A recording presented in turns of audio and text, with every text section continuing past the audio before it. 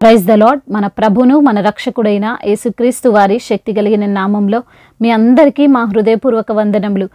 ఈరోజు దేవుని వాక్యము వారు ఆశించిన ప్రకారము మనము చెడ్డవాటిని ఆశించకుండునట్లు ఈ సంగతులు మనకు దృష్టాంతములుగా ఉన్నవి.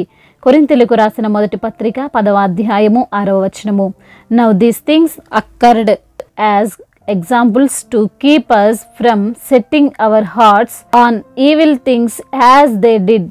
1 Corinthians chapter 10 verse 6. ఈ రోజుకు గాను కృపగలిగిన దేవుడు మనకు అనుగ్రహించిన వాక్య భాగమును బట్టి ధ్యానించుకుందాము. ప్రభునందు ప్రియమైన సహోదరి సహోదరులారా, క్రైస్తవులముగా ఉండి దేవుని బిడ్డలమని చెప్పుకుంటున్న మనము చెడ్డవాటిని ఆశించవద్దు అని ఈరోజు వాక్య భాగము సెలవిస్తుంది. ఆశించడంలో తప్పు లేదు, కానీ వేటిని ఆశిస్తున్నాము అనేది మనం గమనించుకోవాలి. మనము విశ్వాసులమే అయినప్పటికీ ఈ లోకంలో జీవిస్తున్నాము అనే విషయం మర్చిపోవద్దు. ఈ లోకంలో మంచి మాత్రమే లేదు, చెడు కూడా ఉంది. ఆశీర్వాదాలే లేవు, శాపాలు కూడా ఉన్నాయి. ఒక వ్యక్తి స్కూల్కి వెళ్ళినప్పుడే, ఆఫీసులకు వెళ్ళినప్పుడో మరెక్కడికైనా వెళ్ళినప్పుడు మంచి మాత్రమే చూడడండి, దానితో పాటు చెడును కూడా చూస్తాడు. కొన్నిసార్లు చెడును కూడా నేర్చుకుంటాడు. బాగా చదువు చెప్తారు అని తల్లిదండ్రులు లక్షలకు లక్షలు పోసి పంపిస్తున్న స్కూల్స్లో, కాలేజెస్లో పిల్లలు డ్రగ్స్కి బానిసలు అవుతున్నారు అని మనము న్యూస్ ఛానల్స్లో చూస్తూ ఉన్నాం. ఈ లోకంలో చెడు ఎందుకు దేవుడు చూపించాడంటే అలా మనం చెయ్యొద్దు అని, అలా మనం జీవించొద్దు, ఆశీర్వాదకరమైన జీవితము కాదు అని. ఈ రోజున కొందరు అన్యులైన వారు బైబిల్లో తప్పులు వెతుకుతూ, మీ బైబిల్లో చెడును గురించి వ్రాయబడలేదా, పలానా వ్యక్తి పాపం చేయలేదా, అబద్ధం ఆడలేదా అని అంటుంటారు. అయితే ఫస్ట్ మనం గ్రహించాల్సింది, బైబిల్లో పాపం చేసిన వ్యక్తి ఒక మనిషే, అతనేమి దేవుడు కాదు. సెకండ్, దేవుడు ఎప్పుడు బైబిల్లో పాపము చెయ్యలేదు. అందుకే యేసుక్రీస్తు అంటారు, నాలో ఎవరైనా పాపముందని నిరూపించగలరా అని. అనగా బైబిల్లో కొందరు వ్యక్తులు దేవుని మాటను మీరి జీవించారు, దానికి వారు ప్రతిఫలము కూడా పొందుకున్నారు. దాని వలన వచ్చే పర్యవసానాలు వారు చూశారు కూడా. ఈ రోజున వాక్యము కూడా ఈ మాటనే సెలవిస్తుంది. మనము కూడా వారు చేసినట్లు చేయకూడదు, వారు ఆశించినది ఆశించకూడదు. అలా ఆశించడం వలన, అలా కోరుకోవడం వలన ఎవరికో నష్టం కాదు, మనకే నష్టమని. ఎవరండి వారు? ఏం ఆశించారు?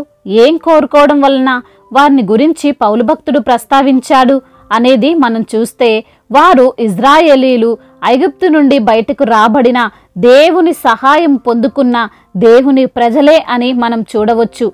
ఎవరో బయట వ్యక్తులు కాదు, దేవుడంటే ఎరగని వారు కాదు, ఈ లోక సంబంధులు అంతకన్నా కాదు, దేవుని బిడ్డలే పాపం చేశారు, దేవునికి ఇష్టం లేని కార్యం చేశారు.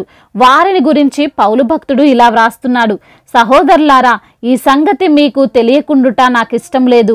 అదేదనగా మన పితరులందరూ మేఘము కింద నుండిరి, వారందరూ సముద్రములో నడిచిపోయిరి, అందరూ మోషేని బట్టి మేఘములోను సముద్రములోను బాప్తీసము పొందిరి, అందరూ ఆత్మ సంబంధమైన ఒకే ఆహారమును భుజించిరి, అందరూ ఆత్మ సంబంధమైన ఒకే పానము చేసిరి. ఏలయనగా తమను వెంబడించిన ఆత్మ సంబంధమైన బండలోనిది త్రాగిరి. ఆ బండ క్రీస్తే. అయితే వారిలో ఎక్కువ మంది దేవునికి ఇష్టలుగా ఉండకపోయిరి గనుక అరణ్యములో సంహరింపబడిరి అని. అందరినీ దేవుడు ఒకలాగనే చూశాడు, అందరికీ అన్ని మేలులు చేశారు. ఎర్ర సముద్రము నుండి వారిని దేవుడు దాటించాడు. పగలు మేఘస్తంభముగాను, రాత్రి అగ్నిస్తంభముగాను వారిని భద్రపరిచాడు. అయినా గాని వారిలో ఎక్కువ మంది దారి తప్పారు. ఈ రోజున ఈ మాటలు వింటున్న ప్రియమైన సహోదరి సహోదరులారా, బహుశా నీవు కూడా తప్పిపోయావేమో. దేవుని నుండి అన్ని మేలులు పొందుకున్నావు, కోరిందల్లా దేవుడు నీకు ఇచ్చాడు. దేని గురించి ప్రార్థన చేస్తే దాన్ని నువ్వు పొందావు, రక్షించబడ్డావు. అనుదినము అనేక ప్రమాదాల నుండి కాపాడబడ్డావు. ఇప్పుడు ఆశించకూడని వాటిని ఆశించి, అది తప్పు, దేవునికి ఇష్టం లేదు అని తెలిసినప్పటికీ ఉండకూడని స్థలములో నీవు ఉంటూ దేవునికి విరోధముగా ఉన్నావేమో. ఒక్కసారి ఆలోచించు. ఆ రోజున ఇజ్రాయేలీలు కూడా తినుటకు త్రాగుటకు ఇష్టపడ్డారు, విగ్రహముల ముందు ఎగరడానికి ధైర్యం చేశారు. మమ్మల్ని ఎర్ర సముద్రం నుండి దాటించింది, పోషించింది ఈ విగ్రహాలే అని వారు అన్నారు. అందుకే వారు వ్యాధుల చేత సంహరింపబడ్డారు. ఈరోజున నీవు ఏదైతే చేయకూడదో అదే చేస్తున్నావేమో. నిన్ను, నీ కుటుంబాన్ని రక్షిస్తున్న సజీవుడైన దేవుణ్ణి మరిచి విడిచి నీ స్నేహితుల కోసం, నీ బంధువుల కోసం, ఈ సమాజం కోసం మరి దేని గురించో నీవు దేవుని సన్నిధిని వదిలివేశావేమో. ఒక్కసారి ఆలోచన చెయ్యి. అయితే జాగ్రత్త, అది ఒకవేళ శాపంగా మారొచ్చు. దేవుని నువ్వు విడిచినప్పుడు, ఆయన కాపుదల నీకు లేనప్పుడు ఏ ప్రమాదమైనా నిన్ను ఈజీగా అటాక్ చేయగలదు. కాబట్టి వాక్యం సెలవిస్తున్నట్లు మనకు దుష్టాంతములుగా ఉన్న వాటిని చదువుకొని గ్రహించి వారి వలె మనము జీవించకుండా ఉండాలి. క్షేమంగా, సురక్షితముగా, ఆరోగ్యంగా జీవించాలి అనే దేవుడు కోరుకుంటున్నాడు. కాబట్టి వాక్యాన్ని బట్టి మనము జీవిస్తూ దేవుని దీవెనలను పొందుకుందాం. దేవుడు ఈ మాటలను దీవించి మన హృదయములో ఫలింపచేయునుగాక. వాక్య భాగమును బట్టి ప్రార్థించుకుందాము. ప్రతి ఒక్కరు కూడా ప్రార్థనలో ఏకీభవించగలరు. ప్రార్థన. సర్వశక్తిమంతుడైన దేవ, సకల ఆశీర్వాదములకు కారణభూతుడైన మా ప్రియ పరలోకపు తండ్రి, మీ ఘనమైన అద్వితీయ నామమును బట్టి మీకు స్తోత్రములు చెల్లిస్తున్నాం తండ్రి. అవును నా ప్రభువా, అయ్యా మరి తండ్రి, మీరు వాక్యము ద్వారా తెలిపిన విధముగా నా తండ్రి, వారు ఆశించిన ప్రకారము మేము చెడ్డవాటిని ఆశించకుండునట్లు మాకు ఈ యొక్క సంగతులను దుష్టాంతములుగా ఉన్నవని సెలవిచ్చిన ప్రభువా, మీకు స్తోత్రములు. అవును నా తండ్రి, అయ్యా ఆశించడం అనేది తప్పు కాదు, కానీ వేటిని ఆశిస్తున్నామో మేము గమనించాలని అయ్యా మరి విశ్వాసములుగా ఉన్నటువంటి మేము, ఈ లోకంలో జీవిస్తున్నటువంటి మేము అయ్యా మరి తండ్రి చెడుకు మేము ఆకర్షితులమై ఉండకూడదని వాక్యము ద్వారా సూటిగా తేటగా మాతో మాట్లాడి మమ్మల్ని బలపరిచి సరిచేసిన మీ అమూల్యమైన మాటలను బట్టి, సత్యమైన వాక్కులను బట్టి మీకు స్తోత్రములు చెల్లిస్తున్నాము తండ్రి.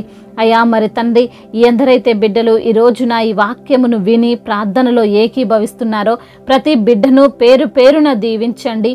చెడుకు ఆకర్షితులు కాకుండా అయా సత్యమైనటువంటి మార్గములో, యథార్థమైనటువంటి మార్గములో అయా మిమ్మల్ని పోలి నడుచుకున్నట్లుగా కృపను అనుగ్రహించండి. అనారోగ్య సమస్యల నుండి విడుదల దయచేయండి నా తండ్రి. దీర్ఘకాలిక రోగముల నుండి బిడ్డలకు విడుదలను అనుగ్రహించండి. స్వస్థపరిచే దేవుడవు నీవే అయా. మీరు పొందిన దెబ్బల చేత, మీరు కార్చిన రక్తము చేత మాకు స్వస్థత కలుగుతుంది. నమ్ముచున్నాము, విశ్వసిస్తున్నాము తండ్రి. అద్భుతమైన కార్యాలను ప్రతి బిడ్డ జీవితంలో మీరు జరిగించమని వేడుకుంటున్నాం. అదేవిధంగా నా తండ్రి, ఆర్థిక సమస్యలను కొట్టివేయండి అయా. వారికి ఉన్న ప్రతి అవసరతను మీ యొక్క మహిమైశ్వర్యములో తీర్చమని బ్రతిమిలాడుకుంటున్నాం. అప్పులను యేసు నామములో కొట్టివేయమని బ్రతిమిలాడుకుంటున్నాం. కుటుంబ సమస్యలు, కుటుంబ కలహాలు, భార్యాభర్తల మధ్య విభేదాలు, వీటన్నిటి నుంచి విడుదల దయచేయండి. ముఖ్యంగా ప్రభువా, సమాధానము కలిగినటువంటి కుటుంబముగా ప్రతి కుటుంబాన్ని మీరు నిలవబెట్టండి. అదేవిధంగా నా తండ్రి, ఎందరైతే బిడ్డలు విధవరాళ్ళుగా ఉన్నారో, ఒంటరిగా ఉన్నారో వారిని మీరు ఆదరించండి అయ్యా, బలపరచండి. అనాథలను, అభాగ్యులను ఆదుకునే దేవుడవు నీవే. తల్లిదండ్రి లేని వారి పక్షాన న్యాయము తీర్చే దేవుడవు నీవే ప్రభువా. ప్రతి ఒక్కరికి మీరు తోడుగా ఉండమని, మీరే ఆలోచన చెప్పి నడిపించమని బ్రతిమిలాడుకుంటున్నాం. కోర్టు సమస్యల నుండి విడుదల దయచేయండి. భూతగద సమస్యల నుండి విడిపించమని బ్రతిమిలాడుకుంటున్నాం తండ్రి. అయా మరి తండ్రి, ఎందరైతే బిడ్డలు ప్రభువా బిజినెస్ చేస్తున్నారో వారందరినీ కూడా మీరు దీవించండి. చేతి పనులను స్థిరపరచండి అయ్యా. ఏ పని లేక ఉన్న బిడ్డలకు తండ్రి మంచి పనిని కల్పించమని బ్రతిమిలాడుకుంటున్నాం అయ్యా. ఎందరైతే బిడ్డలు మరి తండ్రి ఉద్యోగ ప్రయత్నాలు చేస్తున్నారో వారి యొక్క ప్రతి ప్రయత్నాన్ని మీరు సఫలపరచమని బ్రతిమిలాడుకుంటున్నాం. వివాహాల విషయంలో తండ్రి మీ యొక్క చిత్తమును బిడ్డలకు బయలుపరచమని అయ్యా మరి తండ్రి, వివాహము మీ చిత్తములో జరుగునట్లుగా కృప చూపమని బ్రతిమిలాడుకుంటున్నాం అయ్యా. అదేవిధంగా దైవజనులందరికీ మీరు తోడుగా ఉండండి. ప్రతి ఒక్కరిని మీరు బలపరచండి. సంఘాలను విస్తరింపు చేయండి. సంఘానికి మీరు శిరస్సై ఉండండి. ఎత్తబడే సంఘంగా ప్రతి సంఘాన్ని మీరు నిలవబెట్టుకోమని వేడుకుంటున్నాం. మా భారతదేశమును, తెలుగు రాష్ట్రాలను జ్ఞాపకం చేసుకోండి ప్రభా. అయ్యా ఇతర దేశాలను, ఇతర రాష్ట్రాలను కూడా తండ్రి మీరు జ్ఞాపకం చేసుకోండి ప్రభా. అయ్యా ఇతర దేశాల్లో ఉన్న ప్రతి బిడ్డకు మీరు తోడుగా ఉండండి. అధికారులందరినీ కూడా మీరు దీవించండి. మీ జ్ఞానము చేత నింపి నడిపించమని అయా. ఎలా దేశాన్ని అభివృద్ధి పరచాలో, ఎలా తండ్రి అయా ముందుకు నడిపించాలో తగిన జ్ఞానాన్ని మీరు వారికి ప్రసాదించమని బ్రతిమిలాడుకుంటున్నాం తండ్రి. అదేవిధంగా సువార్థికులను బలపరచండి అయా. మరి తండ్రి మిషనరీస్ని దీవించమని వేడుకుంటున్నాం తండ్రి.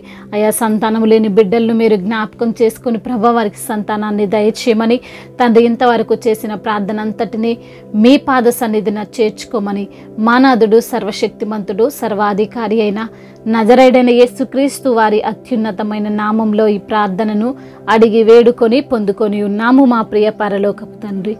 ఆమేన్. ఈరోజు పెళ్లి రోజు మరియు పుట్టినరోజు జరుపుకున్న వారందరినీ దేవుడు దీవించి సకల మేలులతో ఆశీర్వాదములతో కృపాక్షేమములతో శాంతి సమాధానముతో దేవుడు మిమ్మల్ని నింపునుగాక. మీ యొక్క ప్రార్థన అవసరతలను మాకు తెలియజేయగలరు. మీ కొరకు మేము తప్పక ప్రార్థిస్తాము. మొదటిసారిగా మన యొక్క ఆదరణ వాక్యం చూస్తున్నట్లయితే తప్పకుండా సబ్స్క్రైబ్ చేసుకోగలరు. ఈ వాక్యం మీకు ఆశీర్వాదకరముగా ఉండినట్లయితే అనేకులకు కూడా ఈ వాక్యాన్ని పంపి మీరు కూడా దేవుని యొక్క రాజ్య సువార్తలో పాలిభాగస్తులు కావాలని దేవుని పేరట మనవి చేసుకుంటున్నాను. మీ గాడ్ బ్లెస్ యు ఆల్. దేవుడు మిమ్మల్ని దీవించి బలపరిచి స్థిరపరచునుగాక.